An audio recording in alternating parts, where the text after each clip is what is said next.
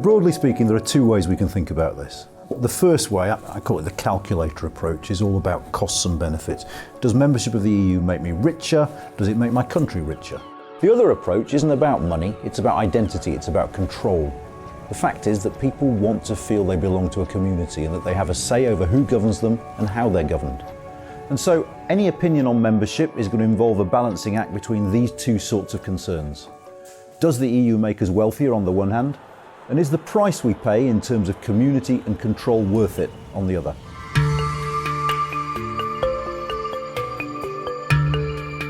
Firstly is geography. We're an island, and being an island we think about our neighbours differently. They're further away, it's harder to cross borders, we don't get French and German telly. Somehow they feel more distant than they would if there was only a land border. And partly it's history. Our experience of the Second World War was really different to theirs, and it means we didn't have to worry about the need to come together to ensure peace and ensure democracy.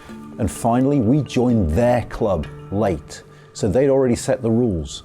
And key things like a common agricultural policy designed by the French for the French were already there when we came in. Let's think first about the calculators. And the key to the economics is the single market. And it's this market that lets us buy and sell across the whole of the European Union. Governments aren't allowed to protect their markets from goods from other member states. And broadly speaking, insofar as economists ever agree, they agree that the market has made our economy bigger. It's increased our choice. And compare our supermarkets now, if you're old enough, to those of the 70s. There is no comparison. But the benefits aren't the same for everyone. Big firms that do a lot of their business in Europe may love EU membership. Big firms that don't trade in Europe but trade with China and India might find EU rules annoying. Small firms that don't trade in Europe still have to apply EU laws, and that might be costly for them. Third, some sectors have done better than others. Financial services thrive in the EU, while parts of manufacturing have suffered.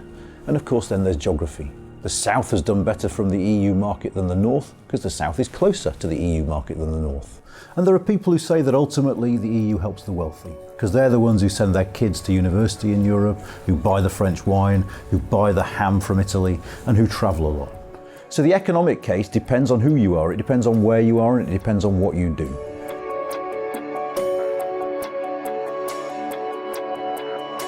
Politics is also about community, because states are founded on communities that share identities, and it's this sense of community that allows them to do many of the things they do, like creating social services and a welfare state and things like that. And when people feel they're losing control of their communities, they can get resentful. So there are people who don't like the fact that their taxes go to paying benefits to migrants, for instance. And other people worry about the fact that we don't seem to control our communities anymore. Sovereignty is the word we use, and that basically means our ability to make our own decisions affecting our own futures. One argument is that sharing control allows us to do more together than we could by ourselves. For instance, can we get better trade deals as part of a bloc of 500 million than we could by ourselves as only 70 million? The flip side of that, though, is that actually what that means is we're no longer in control of our country. Decisions are taken in Brussels rather than in London, and we can be outvoted. And EU rules mean we can't even control who comes into our country. So for some people, the debate isn't about markets, but about control. And even if you think the single market makes you richer, you might well think it's actually better to be slightly poorer, but in charge of our laws, in charge of how we spend our money. There aren't any right or wrong answers. And ultimately, how this affects you is going to depend on who you are, what you do, where you live, who you want to govern you, and who you want to share your country with. It's a decision for your gut every bit as much as for your head. The one thing we can say for certain is the decision we make on the 23rd of June is a really important one, because it will shape the future of this country for many decades to come. So it's worth getting informed before you make your choice.